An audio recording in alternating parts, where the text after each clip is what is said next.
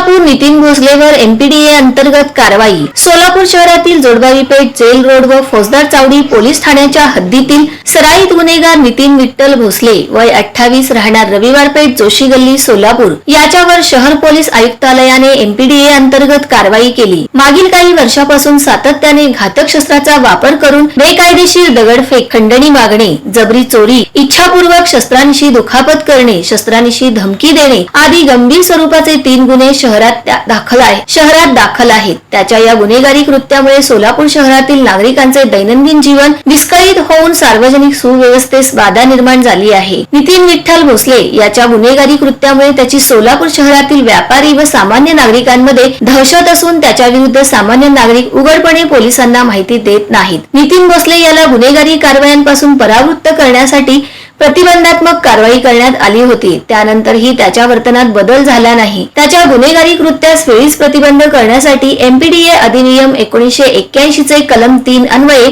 कारवाई केली आहे। त्याची पुणे येथील एरवाडा कारागृहात रवानगी करण्यात आली आहे।